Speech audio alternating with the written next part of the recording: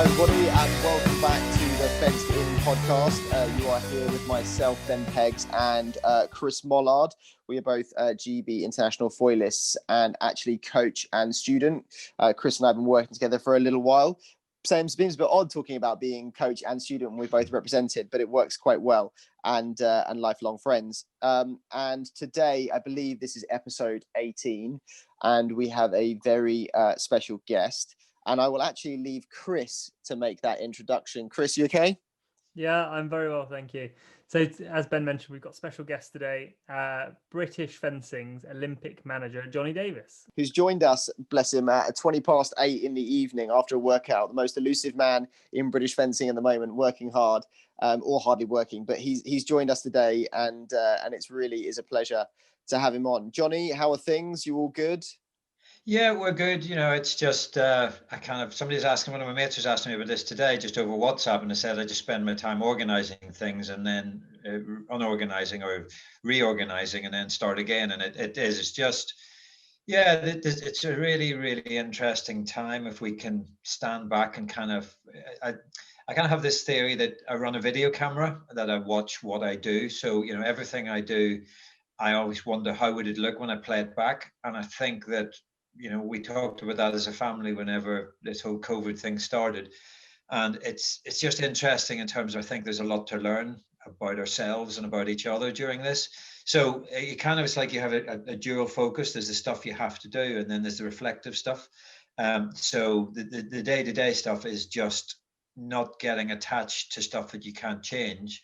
The reflective stuff is, what can we learn from it? But, I've also reverted to I think it's the United Nations, what is the minimum requirements a human being should have. We got a roof over our head, we got food in our belly, we got a warm bed at night, we got love in the house. So do you know what? Actually, we're pretty good compared to a lot of people are going through. Yeah, I think it's great. It's spot on. I think, life is only as complicated as you make it, and simplicity is kind of the way forward. And I think there's a lot of doom and gloom on the TV, and rightly so. We're living through a really tough time, but at the same time, there are still nuggets of happiness to be found. And when you're surrounded by the right people, and as you say, love in the house, it's really, really important. Yeah, absolutely. I mean, as somebody with a young child as well, I mean, she's 3.5. I miss fencing deeply, and I can't wait to get back to it. But it's been really nice to have all this time at home and be able to see her and really focus on her, and just family life. So that's really good. And on a side note, I'm also trying to teach myself to juggle. Oh yeah. I saw your video. I was quite impressed with that bit of hand-eye coordination. We love that. That wasn't your response when I sent it to you.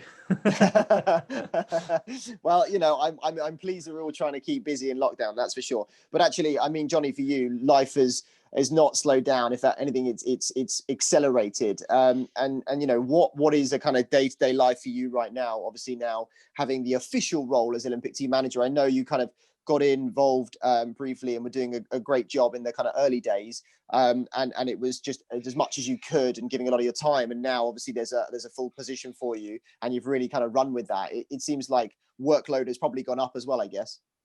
Yeah, there's a lot of stuff going on. So we have, I think we as British fencing, and right the way from the CEO through the staff through the athletes, I think we've created some really good energy, and with that comes the responsibility to try and deliver that. So, my day to day is making sure everything is on track for those athletes still in the running for Tokyo, whether it's Marcus or it's the zonal guys. So that's, as starting, I make a call every morning, speak to the athletes who are training. That's a protocol check-in. So I'm a COVID officer for that role. Then there's a lot, as today we've now found out the actual details of what Budapest looks like. So there's then talking to the sabreurs about that, talking to the EPIS about what we know there, and then talking to the foilists, obviously. Then we're also into the Paris cycle. So I'm talking to the BOA about Paris and about Tokyo. We have the World University Games coming up, so we're starting to plan around that. We've just received our fantastic news of funding from UK Sport. So we have to deliver by tomorrow. We had to deliver a load of work around what that looks like, how we're going to spend the funding. Then we have to prepare. We agreed yesterday on 3 key principles for UK Sport that have to be delivered within a year. So we've just written that up. It just goes on and on and on. And, then I'm also the bit that I try not to let go of that I enjoy is talking to the athletes. So I've spoken to 4 athletes today.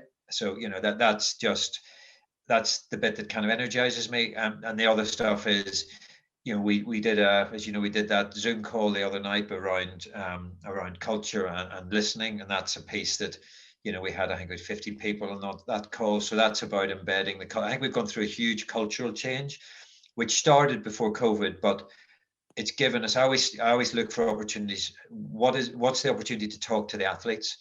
And as with you, when you talk to the athletes, I get lots of gold dust back, which I can then build on. And I think it's built. I think we're in a good cultural space around high performance now, which I'm not sure we were before. And with that, it's kind of the phrase of, it's like trying to change the wheel in a car while driving down the road at 100 miles an hour. I've got to keep my eye on the focus for what we can do to get as many athletes qualified for Tokyo. I've also then got to start making sure those competitions of Paris are live. So it's just it actually is. I was chatting to Maria earlier, physio, so it's checking in there as well, support staff. We just saying how lucky we are that we have something that, while it keeps us busy, it excites us. I'm sure there's a lot of people sitting thinking, what does their world look like now? Whereas we have all this amazing stuff. I'm dealing with you guys, I'm dealing with the energy around the athletes, and it is absolutely fantastic. It's the dream job, but it's as it is at 8:30 and whatever night it is this week, it's the stuff that you do that is part of the role. Yeah, absolutely. And there's a lot in there that you just said as well, but just for those that don't know, so the final Olympic qualifiers that obviously were meant to take place in March of last year have now been announced again, I think, for March of this year. Is that right? So in about 6 weeks' time. Yeah, the 11th of March. We just had the dates for Budapest changed slightly. 11th to 14th of March is the Sabre event in Budapest, and then we go on to Kazan in Russia, and then on to Doha in Qatar. Despite the fact you can't get into either of those two countries at the minute. One problem at a time, I suppose. There are hurdles, we can start jumping over them. So, and then I'm actually not sure about this, but I think the zonal qualifiers, have they been announced as well, or are they still in the No, they haven't. I was party to a conversation that we've raised a concern that if at the minute they're supposed to be 2 weeks after the final foil qualifier, but if somebody gets COVID in Qatar, they're not going to be ready. I think the African zonals are the 12th, something like the 12th of April, and then the Europeans are 2 days later. But there's a concern that if somebody was to get, say, Marcus doesn't qualify directly, and then he goes into our zonals, then there's a good chance if he contracted COVID in Doha, he wouldn't be able to fence in the zonals. So it's all a little bit too close from. I think there was probably an alternative way they could have spread it out. The Olympic qualification criteria doesn't have to be completed until it could be as late as early June. So I know like rugby sevens is going to be the last sport that will confirm their places with the BOA, the British Olympic Association. So I just feel somewhere it probably could have been left a little bit later, but that's what we've got at the moment. So we believe the zonals will be a couple of weeks after that, but it's not confirmed and hasn't been officially announced that those will be the rescheduled dates.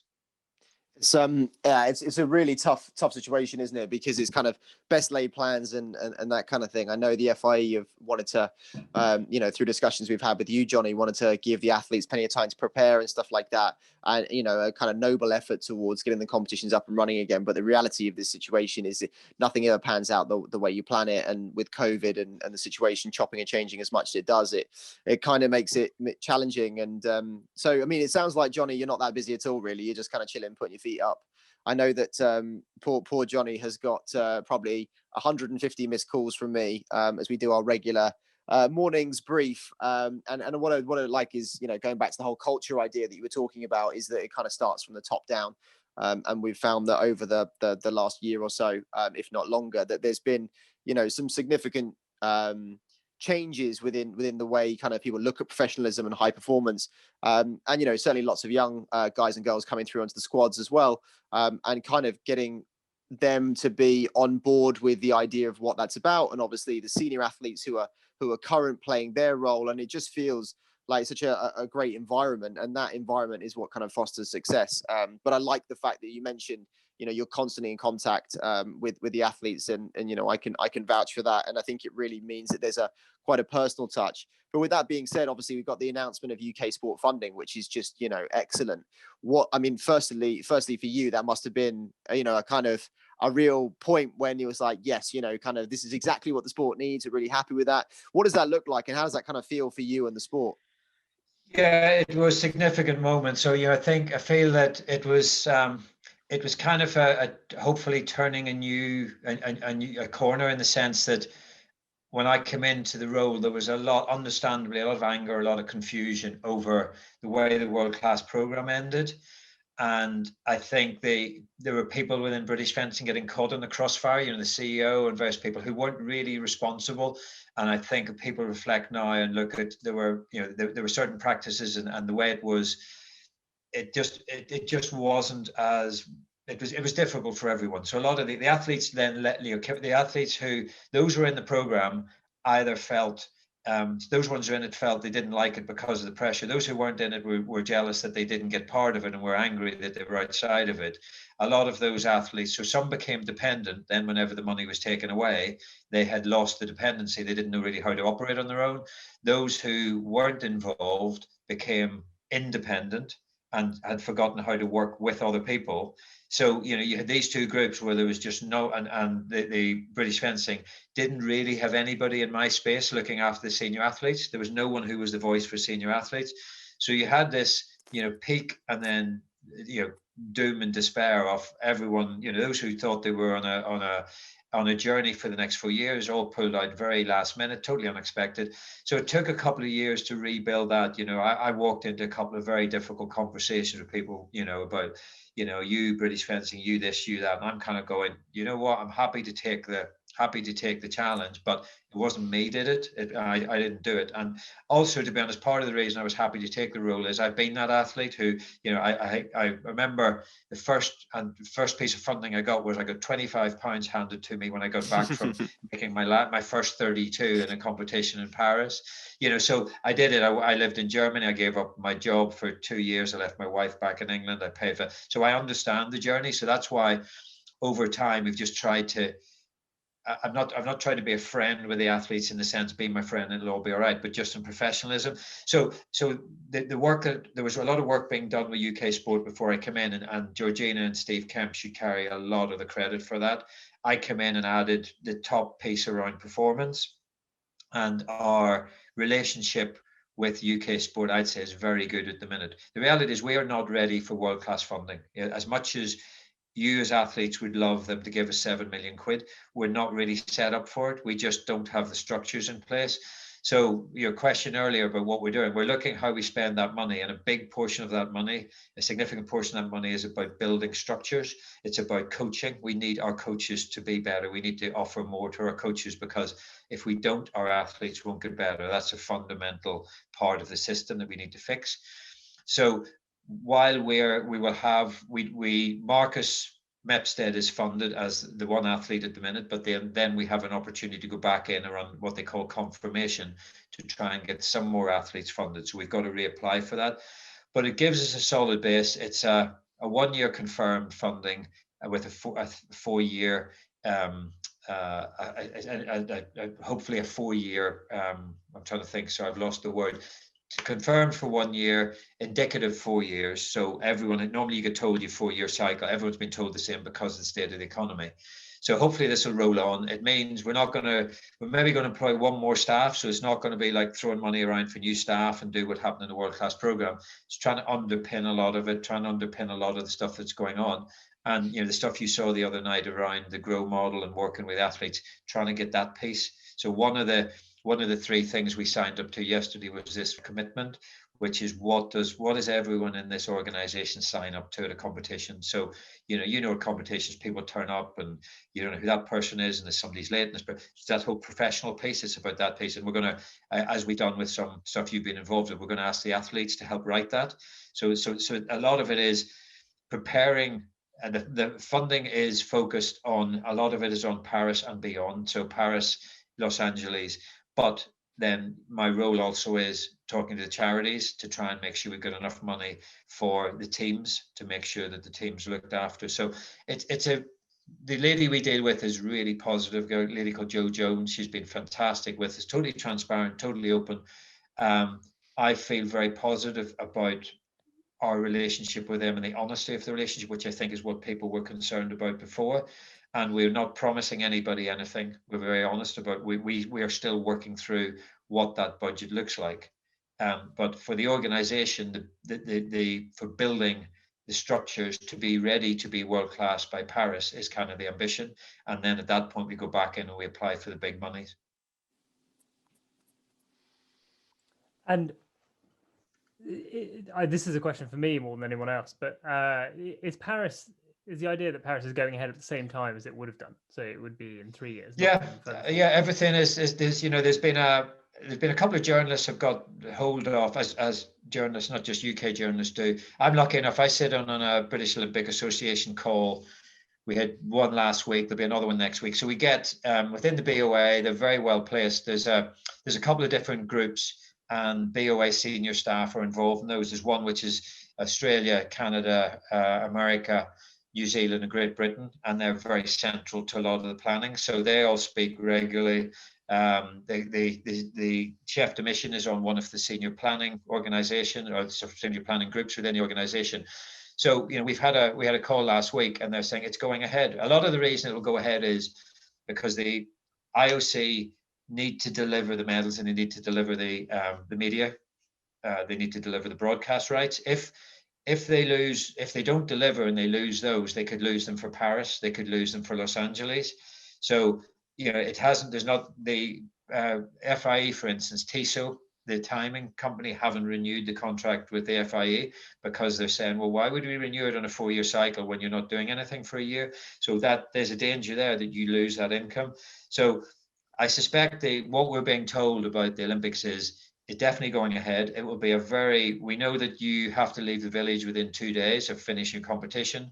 At the minute, you can't get in more than 5 days before. So the whole experience is going to be very different. Ordinarily you would stay for maybe a week. I stayed for the second games. I think I stayed for 11 days after it finished, and I had just the best time, biggest party in the world with all the beautiful people. We'd probably fly in, bubble, event, home. So it's going to be a very different Olympics. But I think everything we've been told is it's going ahead, and Paris will go ahead the same cycle.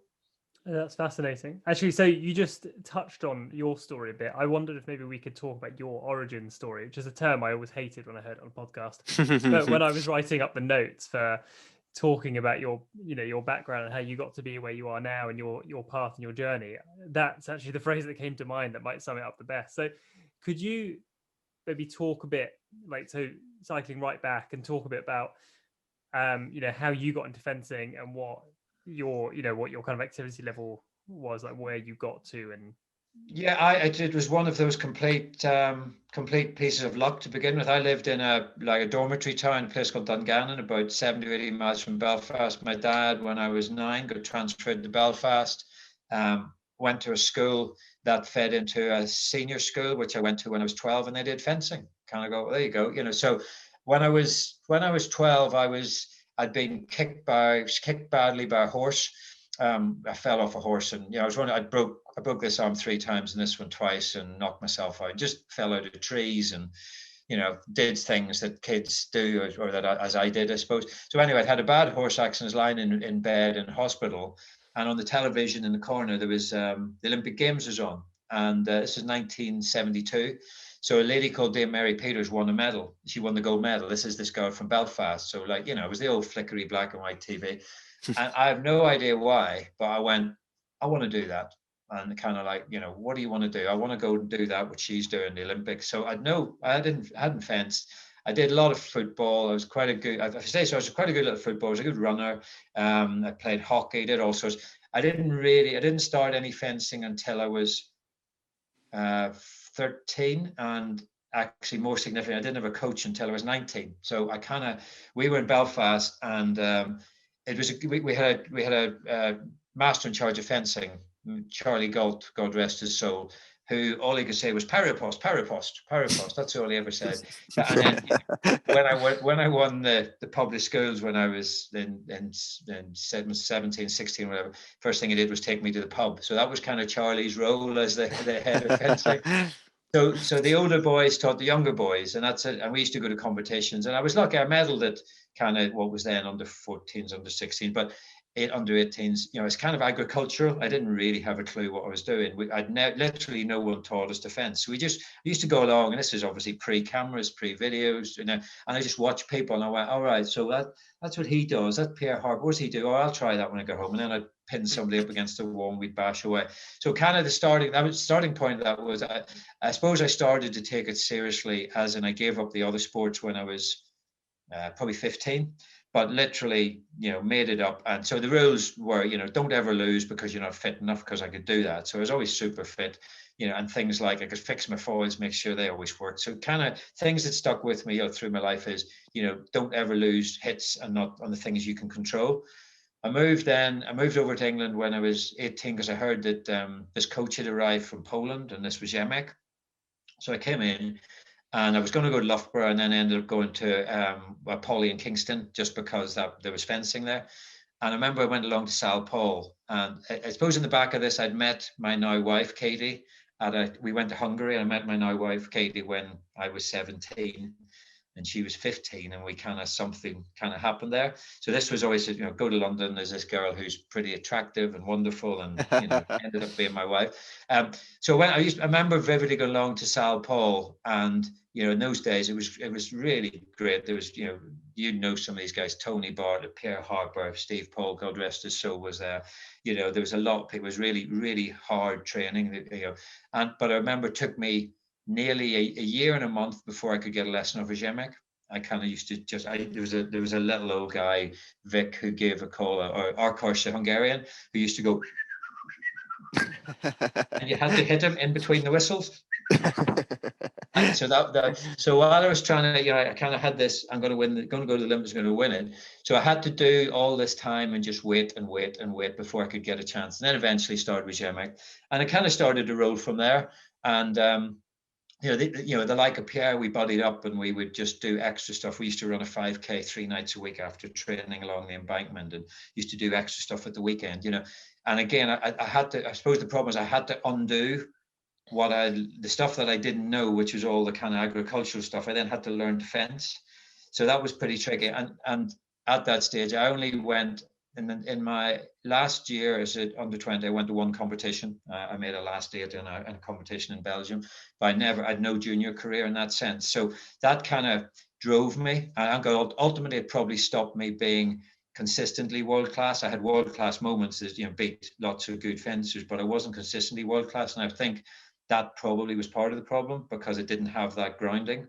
But the upside of it was, I saw these guys with coaches, and I went, right, now I'm going to have some of that, and I'm coming to get you. And I almost honestly targeted the people who were around me and wanted to pick them off one at a time.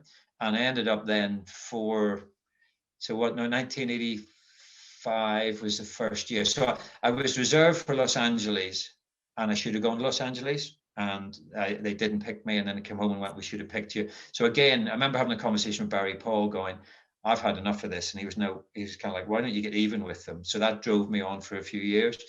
And then I made the team in 85, and then, rolled on from there. So it felt like it was always I didn't need any motivation. I was going to prove myself. I was going to beat these people who had more than I had in fencing.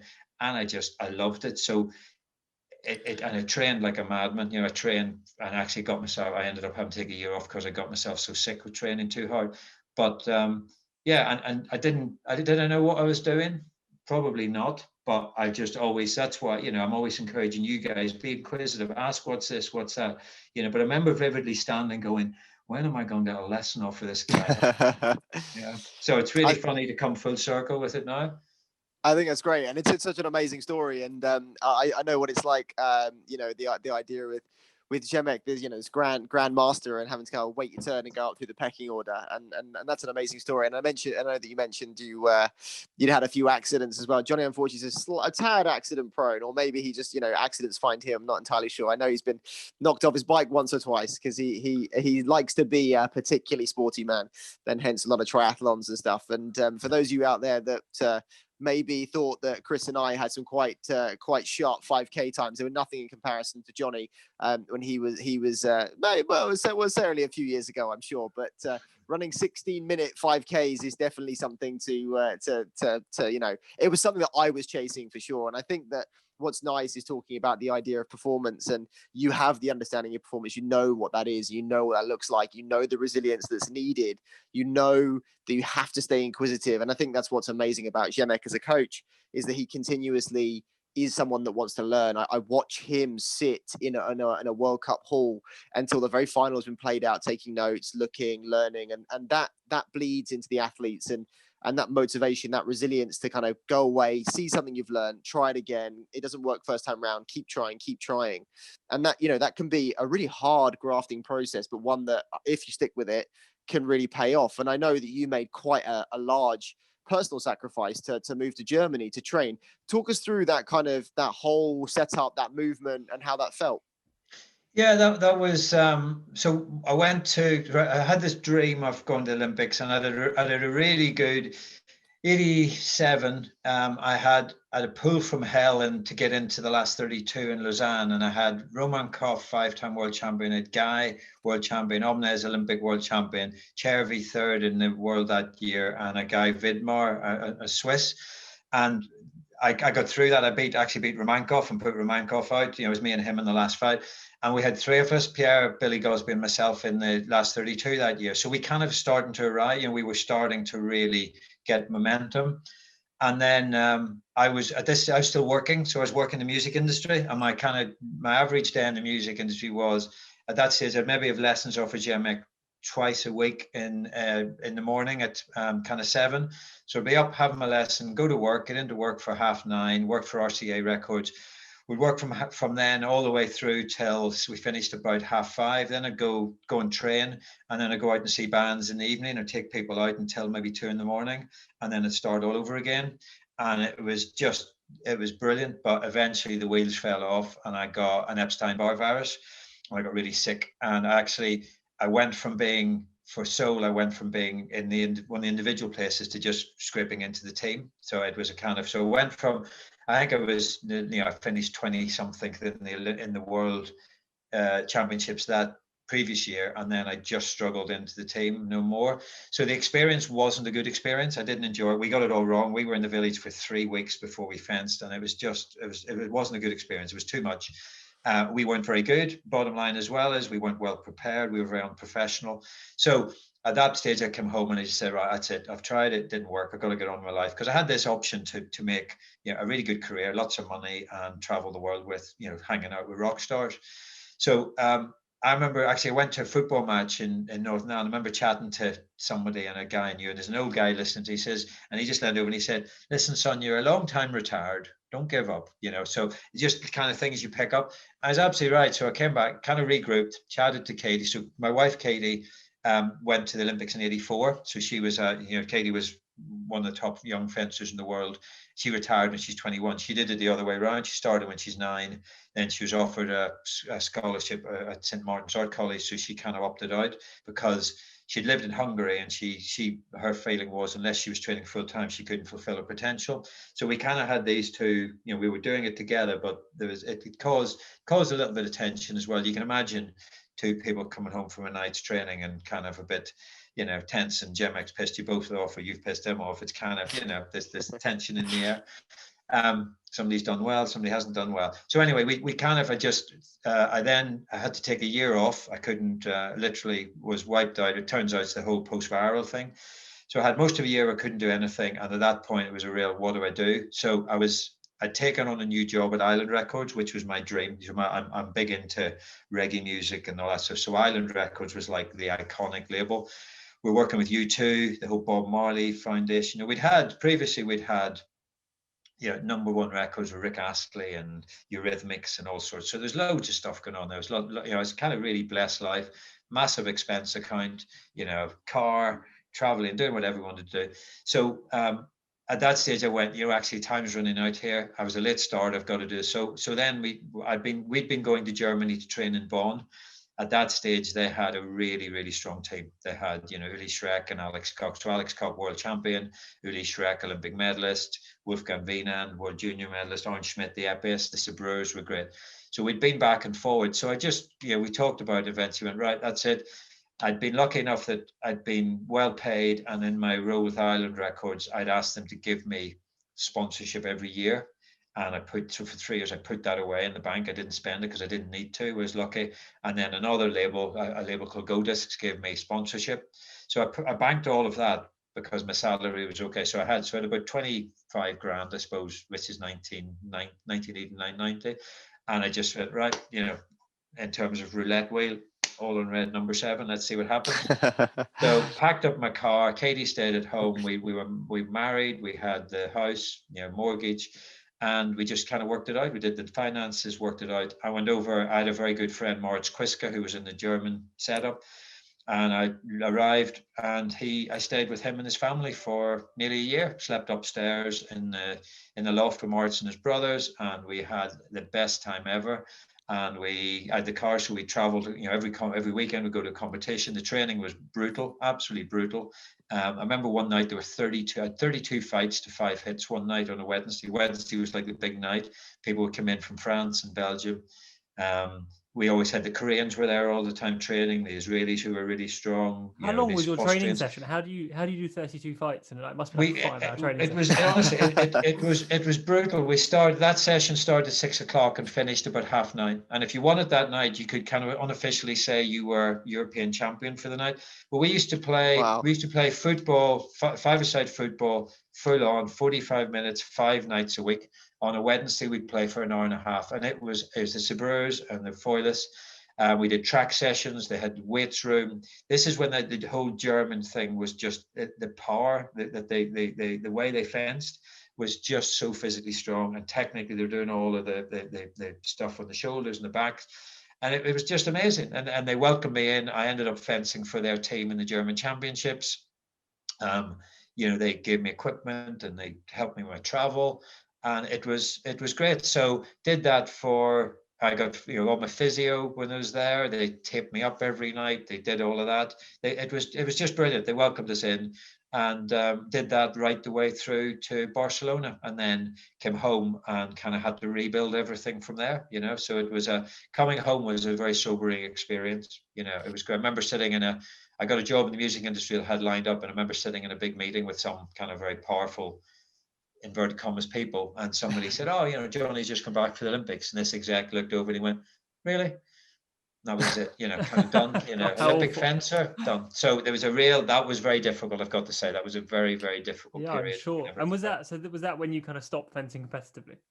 I decided I was going to go for when I looked at that image about wanting to win the Olympics, I said I want to go to 3. I like, why? 12 years old. Where did this? I had no idea. So I wanted to do 3. And I think the fact that I didn't get selected for Los Angeles when I genuinely feel I should have been selected made me go, I'm going to go again. So I came back and I took a bit of a break, and then I started to train again for what would have been Atlanta. But it just wasn't fair on Katie. It wasn't, I'd been able to, with the amount of training I did, what I did was I competed domestically and did 1 international, and the results were great. I kind of won everything at home and had a good result into that. And then literally overnight, the wheels fell off. Literally, I couldn't hit a barn door because I think you kind of have about 6 months in the tank, and then it just ran out. And then at that point I went, it's too selfish of me. And actually, I don't think, unless I move back to Germany to that intensity and that level. I went back and I fenced for Bonn in the German championships, and I was absolute rubbish. I was awful because I just couldn't. I was kind of on the B road when I'd been used to being on the motorway, and I just couldn't do it. So at that point you go, do I want to be an embarrassment as, not being able to do this properly? And so I that's it. I said, okay, that I'm going to reluctantly. Then I was doing lots of sport, and I got into my triathlons and bits and pieces, but officially I officially retired after Barcelona, and then had a bit of a play at it until I think about January or February of that year, of the next season. And then I remember saying to Tomek, who was working with Tomek at that time, he just said, "This isn't working. I just can't do this." Right. Okay. So actually, that's very interesting, actually. But there are two questions I want to ask you off of that. So, and I'll ask them at the same time. One, what do you think made a difference for you as an athlete, like either in your training or your mindset or something like kind of, what set you apart? And the other one is based on what you've learned, beginning, middle, and end of your kind of competitive career. What is there one thing that you might recommend to fencers that are either what one thing you might recommend to fencers? I was going to say looking to improve, but it doesn't have to be on looking to improve. It might be on how to manage, the end of a career or something. I think the post-career piece is a major piece of work. I think that's it's a real piece that needs to be managed properly. I think if the message to the younger self would be commit properly. So I literally was having, I had this kind of just amazing life whereby I would literally have had a #1 record. I remember coming home to Belfast and going out to the pub, meeting a couple of guests. Somebody say, "What have you been up to?" And I go, "Oh, well, just a #1 Rick Astley, and I was in Cuba last weekend. I'm doing this and doing that." And people would go, "Oh, check you," And I was kind of going, "No, I'm just telling you what to do." But the reality was, I ran out of space. The rope was too strained on it. I did too much. I think that if I had gone, there's a very good friend of mine, teammate Billy Gosby, went to live in Germany before the Seoul Olympics. Billy made the final of what was the Martini. And I should have probably gone then. Pierre went as well there. I should have gone then, and I left it. I was, because I had so much going on. I didn't want to give up the music. I think if I'd committed, I was totally committed. This was like from 12 years old. This was what I'm going to do. But I was still allowed myself to be distracted because I had this wonderful other thing going on. Looking back on it, I go, what difference would a year have made? I really should have probably committed a year earlier. And actually, the biggest regret of it all was that I got sick that year. That probably took me a season and a half to get back. I didn't actually make the team in '86 because I was in such bad shape. And I think that stopped the curve of me getting to where I wanted to get to. I remember in Lausanne being I won two with China and with somebody else. I won 4 out of 4 in the team event. It was absolutely flying, but I lost a year, and I think that was because I just did too much. I didn't allow my body to rest. I didn't allow my body to recover. I was that's the message to myself would be: learn to stand back, learn to commit to the task for a period of time, and then be prepared to move on. So the decision to retire was the right decision, because I didn't want to just be a sad old fencer. People say, "Why do you fence the veterans?" And you go, "No, I couldn't. I just couldn't." So I think that would be the learn. Commit totally for that period, and then when you're done, accept you're done and enjoy what you've done, and then regroup and move on. It's really interesting that you talk about that. I mean, I've just, I work with Jonathan Katz, a psychologist that we actually had on the podcast recently, who's part of the ADP, and who, Johnny, I'm sure you know very well. And, he talked about the idea that actually elite athletes find it exceptionally hard to stay motivated after they've seen such the dizzying heights of the senior world champs, the Olympic Games, the European champs, that kind of stuff. And actually, I can kind of understand exactly what you mean by being in Bonn, and as you say, being on the B road instead of the motorway. It's an incredibly challenging thing, because you find that even though you're still doing what you enjoy, you just know the adrenaline buzz of having been to Olympic Games or a World Championships, and just knowing that's exactly where you want to be at. And I mean, I know so for you, obviously the Olympic Games was such a huge part of your life, sitting in that hospital bed. I'm sure you won't mind mentioning, Johnny has the Olympic rings on his bicep, and what I love about Johnny's response to that, in a lot of athletes have the Olympic rings on their bicep, and I think it's a great place to have it, and I think it's really cool. I personally like it. And I said, but what happens, if somebody ever questions that, and they, oh well, why have you got that? And Johnny's response, in a very confident but not arrogant way, was, because I can. And you know what, for me, that summed it up, which is, I trained so hard. I put everything into this. I committed to moving abroad and actually that learning cycle of going through, dabbling and kind of trying to burn the candle at both ends to, right, I'm really going to go for this. It shows the sacrifice. And actually, you know what, you then want to be able to display that. You want to have that special moment in your life, like relived and replayed. And it must be quite a humbling and also slightly sad thing when, as you say, you get that bump back to reality, which is, you walk into a room and some people just really don't care that you're an athlete and that you're Olympian. And I know certainly for me, and say this in inverted commas, to getting towards the twilight end of my career, or towards the slightly, smaller days of my career, that actually I will face that reality. And for me, being involved in coaching is kind of an exciting thing because it still keeps me in the sport and you still get that buzz. But I know that can be very, very challenging, and I'm kind of excited, but also wanting to understand how to deal with that as I get older. But I wanted to touch briefly back on this whole music career thing that you've had. Can I just say something really quickly on what you just said? Sure. I think it's interesting that you talk about twilight, like of your career and like, kind of getting to a certain point. You and I are the same age, right? We're only 30.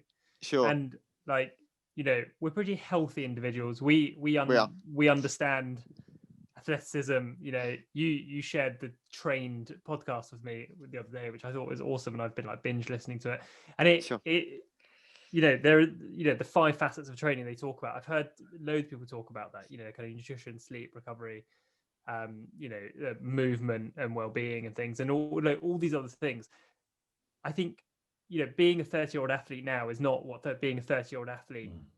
I agree. 5 years, 10 years, 15, even, because these increments are so small.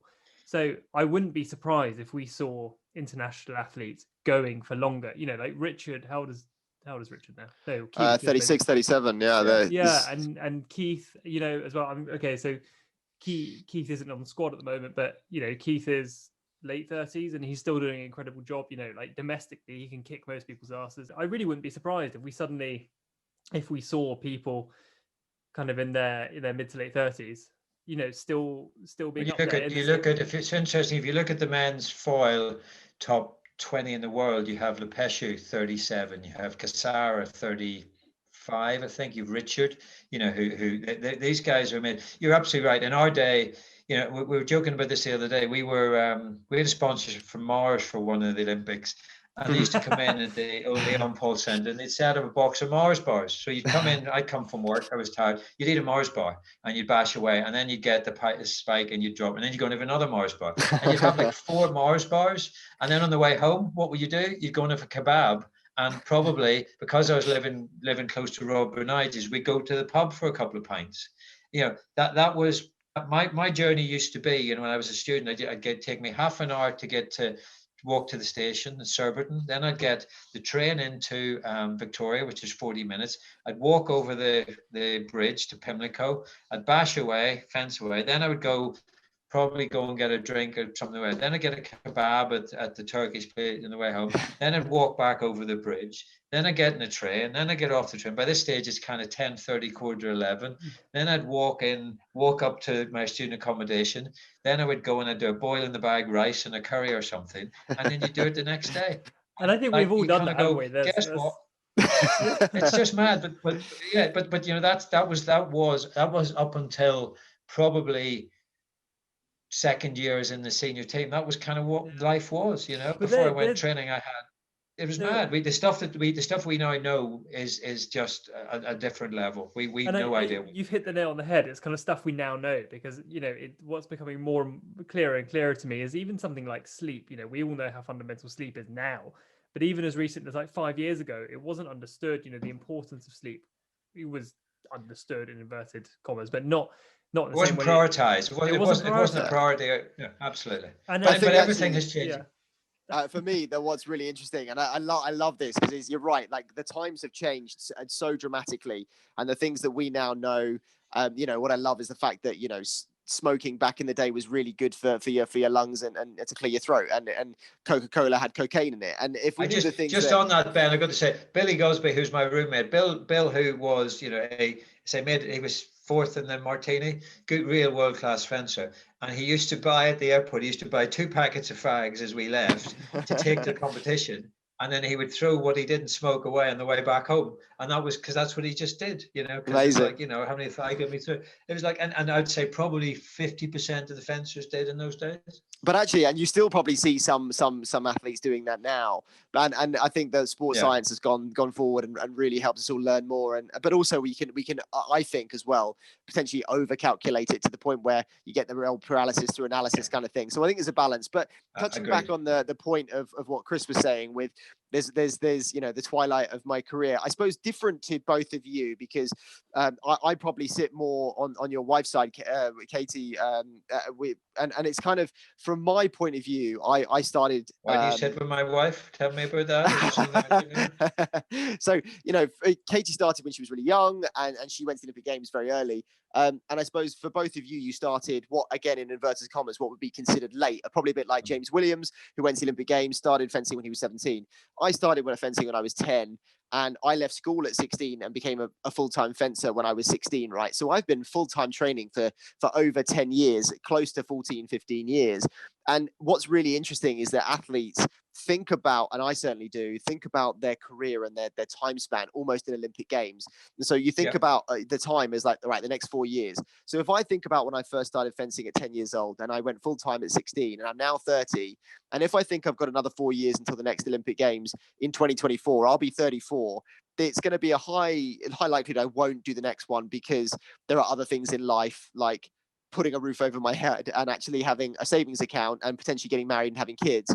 And so what I mean is that I'm in the twilight of my career, but that's still 4 or 5 years, which is to some people don't even think that far ahead. That's not even, and that's short-term planning for us. That's not long-term. And so that's what I kind of mean by that. But you're right. Everyone kind of measures things differently. And that's we're freaks, we're addicts. The reality is the upside of this sport and this sport is, we are blessed. We have found something as human beings that excites us, that means something to us, takes us to another level.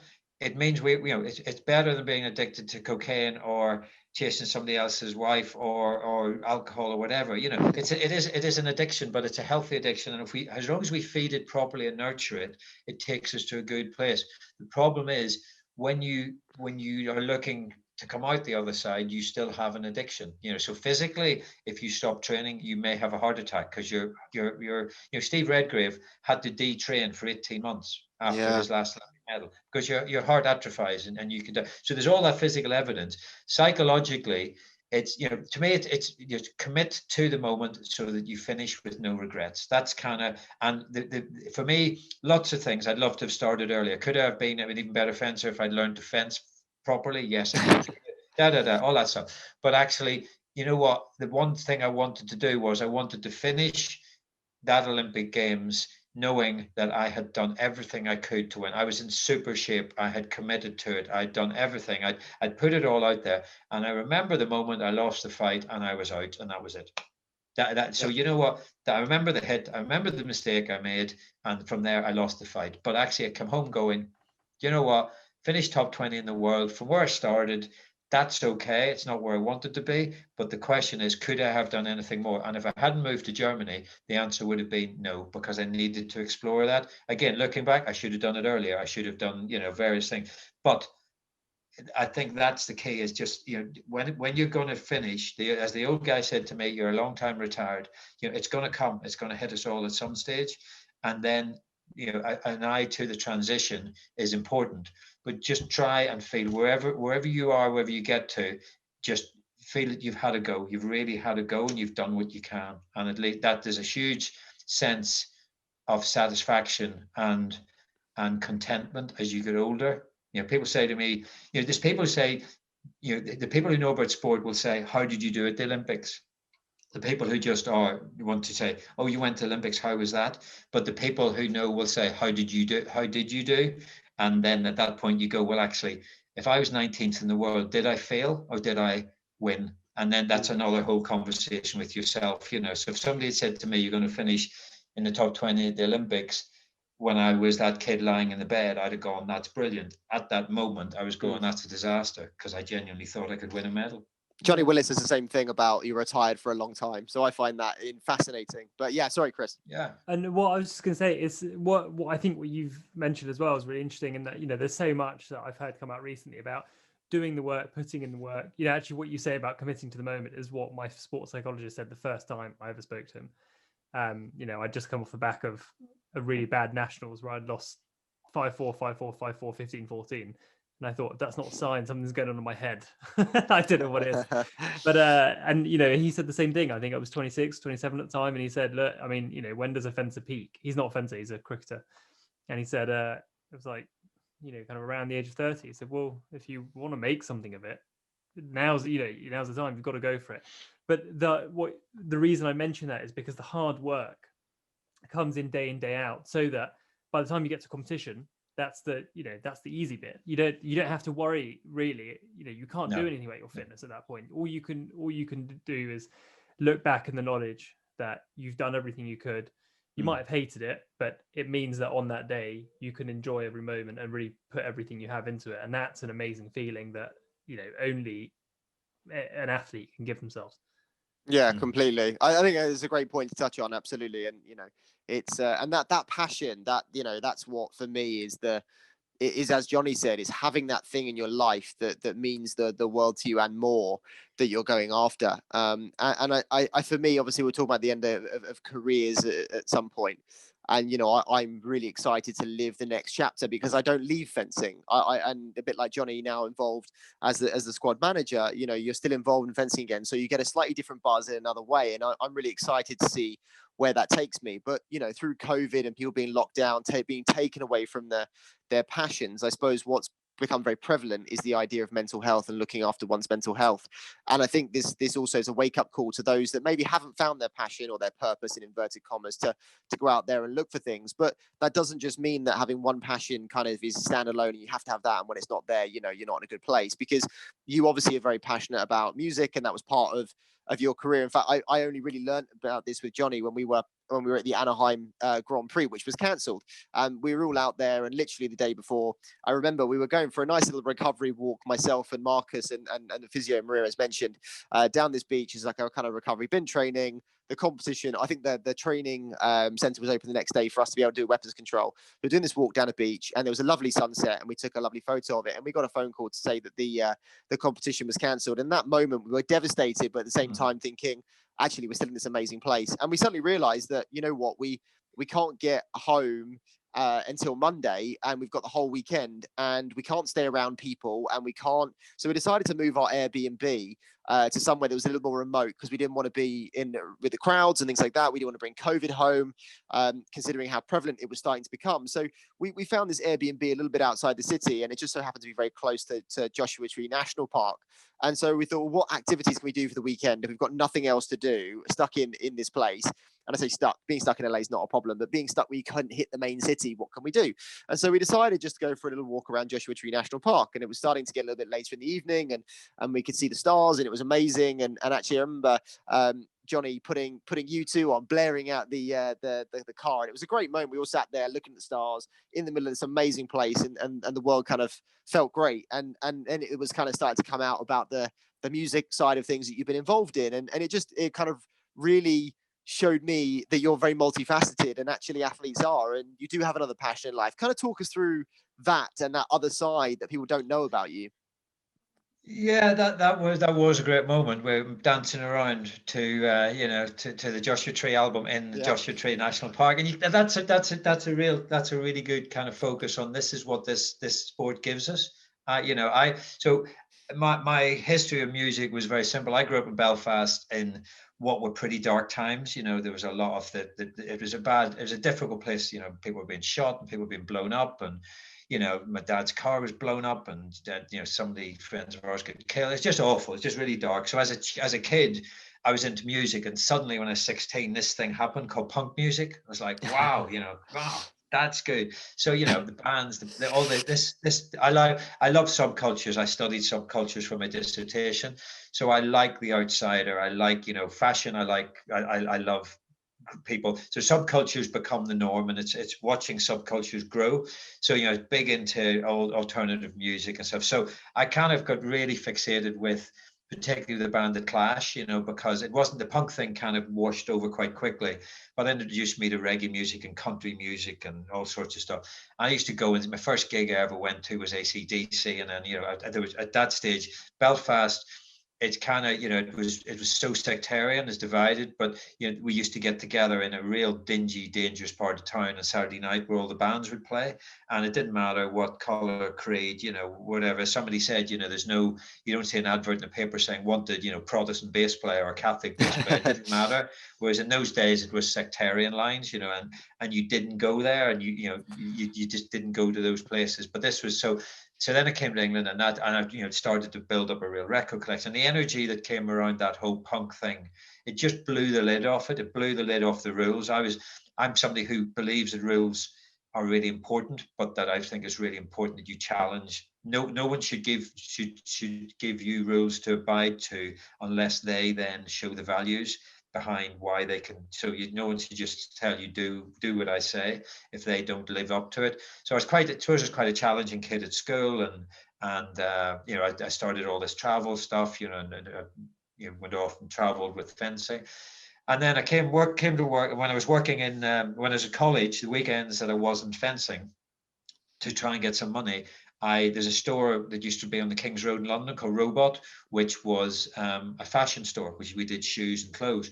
And if you look at, there's a book, The Clash, before and after, the clothes in there are all from that store. So I kind of knew about this store, and I used to save up my pennies to buy my shoes. I just walked in one day saying, can I have a job? So they gave me a Saturday job. Over time, I became the manager of the store. We opened up another shop in Covent Garden. We opened up a store in Japan. And then from that, so what I used to do was, all the bands used to come in. Like Paul Weller used to come in, and in those days you had to sign your credit card. And rather than put the money through, I used to keep it because I got a signature, you know. So eventually the boss would go, did Paul Weller not pay for those shoes? And yeah, don't worry about it, you know. So we had this kind of live situation. We were doing, the bands would go on tour, we would do suits for them, and we'd do the shoes. If I look through, you know, if you look through even on social media, there's a company called Cox's who now are putting all the shoes up, and it's all references. And I must have sold probably half of those shoes to them. So that was great. So off the back of that, then all the record companies used to come in, and all the guys from the record companies used to come in, and maybe the managers. And eventually, so I used to do a lot. I like bartering. I think that if I could live in a world of bartering, that would be for me. So I used to swap clothes for albums and tickets. You did very well in China when we went to the markets. Yeah. Capitalism. I like a version of it. So we used to have all the record companies were in West London. We were on King's Road, very trendy.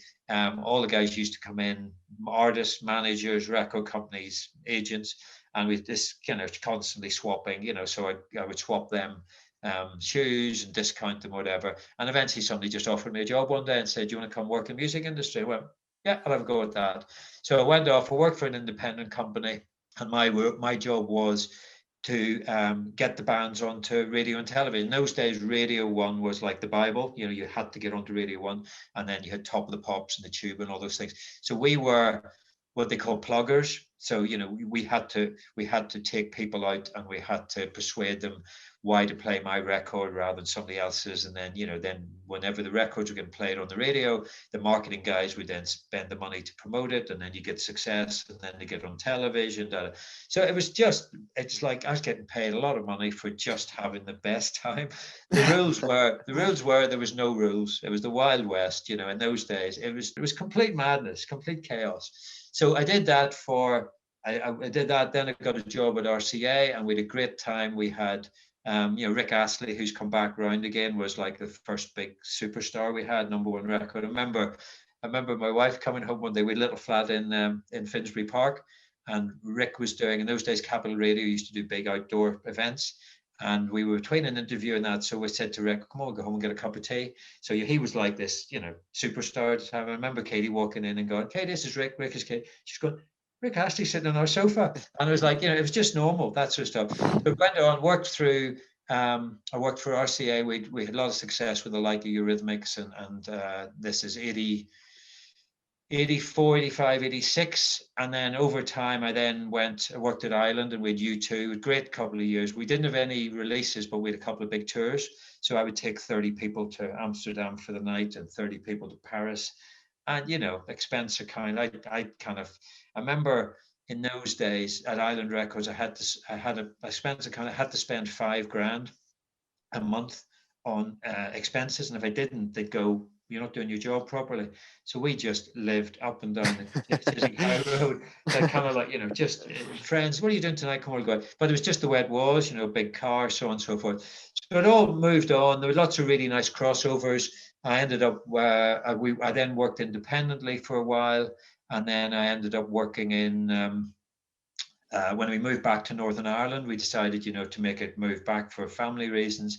And then I set up an independent company. But I worked with, for instance, Iron Maiden. So Bruce Dickinson sponsored me when he had his fencing company. And then I also promoted his band. And they're just surreal moments. Remember, we went to Israel to do a thing for Top of the Pops, which was the big show.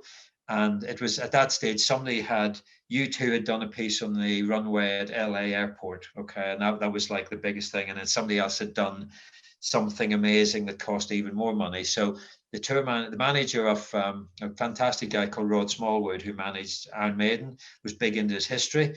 So they were going to Tel Aviv to do a gig on the Friday night. And then on the Sunday at 001, we went up the Masada mountain, which is this amazing historical mountain where, it was the first battle of whatever. So we had this scenario where we had people carrying all the equipment up for Iron Maiden to play on the top of Masada Mountain. We had 2 helicopters, which came from who were ex-Secret Service guys flying the helicopters, filming it. And you kind of go, I'm getting paid to do this. And then on the way home, we decided to stop and swim in the Red Sea. And if you lie in the Dead Sea, when you lie in the Dead Sea, and these guys, the guys in Maiden with long hair, and suddenly you look around, you're lying and you're going, I'm in the Dead Sea with the guys from Iron Maiden whose hair looks like a big dandelion because every one of the hair's going. How did this happen? So it was just, it was, and then I set up my own business. I worked in publishing, and we had a record label as well. We had, we did a lot of work with the guys from Snow Patrol, and we had, we had that company, which I was just an employee, or I was a consultant. Or we had Coldplay, we had Robbie Williams, we had, Elvis, with big acts. But, we were going to Glastonbury, we were flying people to, I remember going to, flying somebody to New York just to sign a record contract.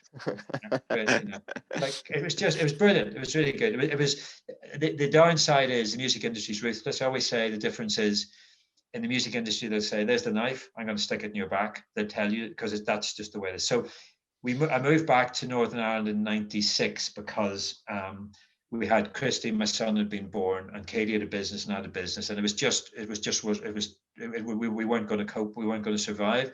So we made a bigger decision, try and move back here. And then I set up a business here, and then for 10 years I traveled to London for 3 days a week, and at that stage I had no connection with fencing whatsoever.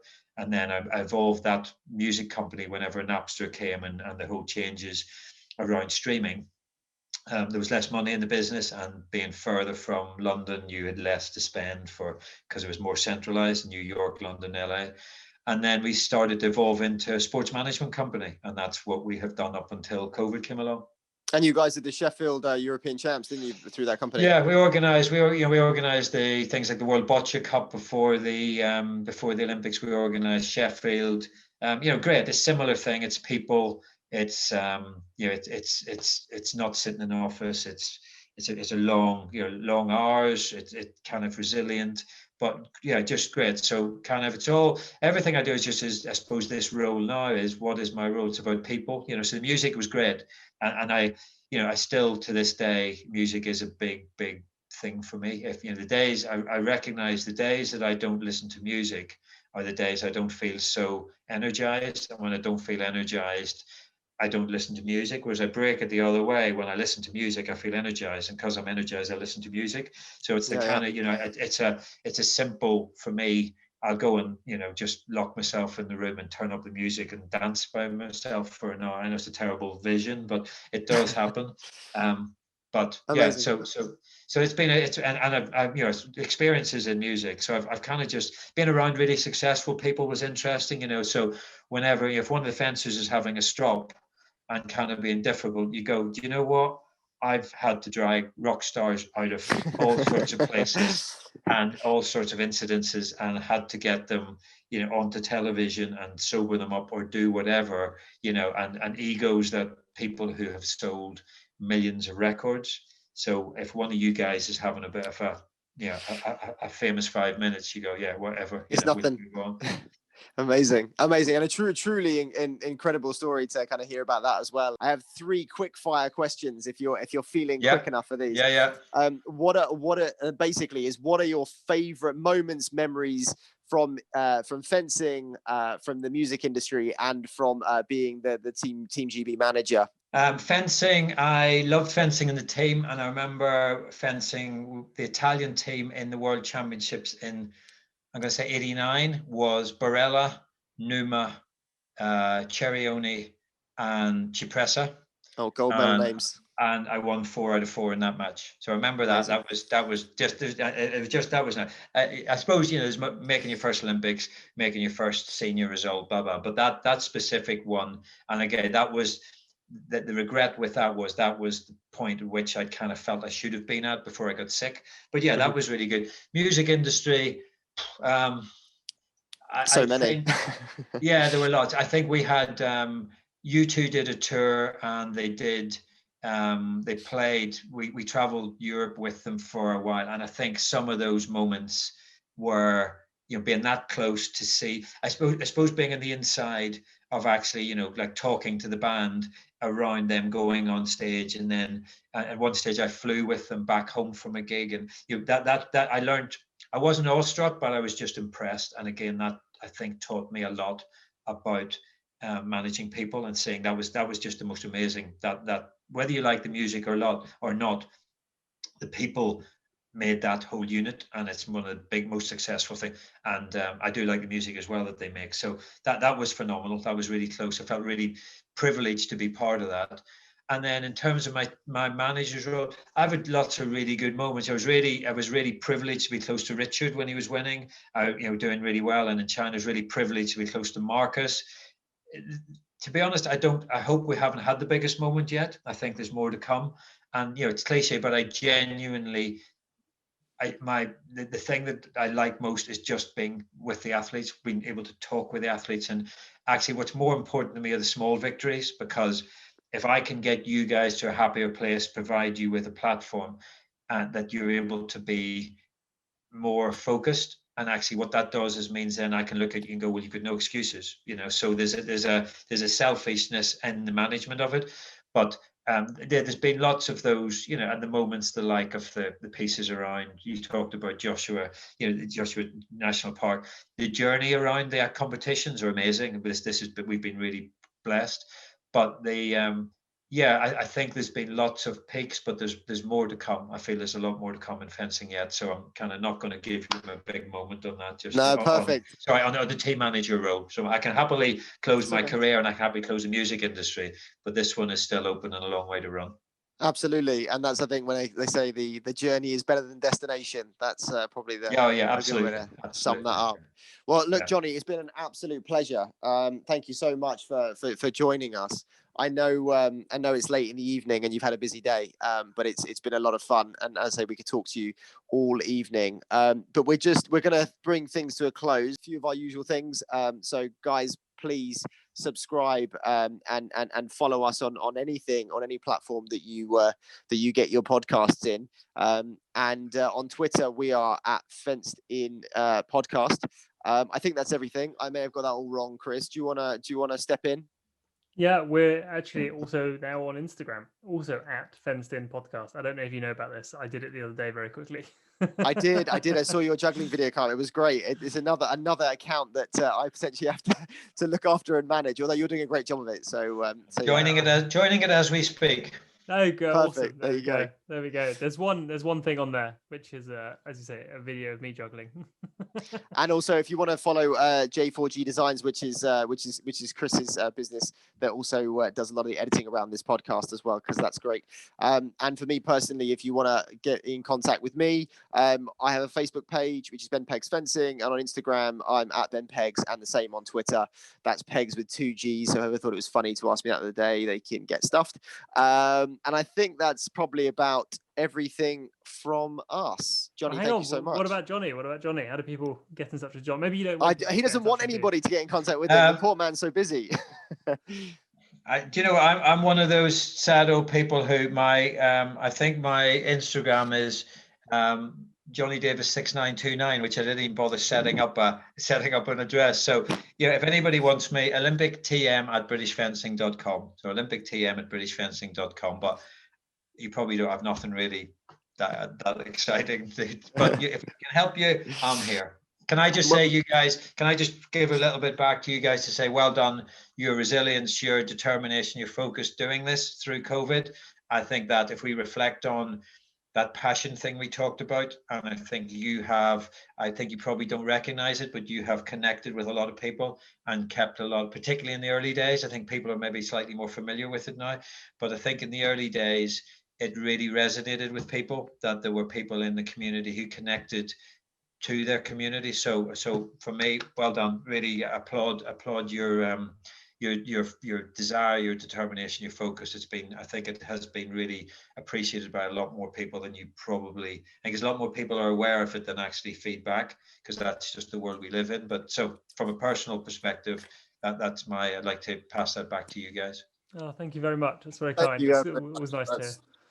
Very kind, and thank you for recommending one of our other podcast members, Pal Zakaresh. He was absolutely phenomenal. We learned so much from him. So I have some great stories there, which I'll tell you offline. So Pally the Playboy of Budapest. There were some good stories there. We're talking about music industry. What I used to do was, if you imagine, this is kind of probably hard for you kids to remember, but in Hungary they had nothing. So what I used to do was I used to take vinyl. I remember like boxes of 25 albums to Pally, and I'd give them to him, and he would sell them, and they were worth a fortune in Hungary. So he said he didn't pay for a drink in a nightclub for about 5 years because I was Hungary. Yeah, so all that again, the bartering thing was just perfect. So yeah, he's a wonderful, wonderful human being. Amazing, and thank you for that suggestion. It was spot on. So cool. Well, guys, I think that's everything from us. So thanks very much for listening, and stay tuned for more. This is the Fenced In podcast. Thank you. Stay safe, everybody.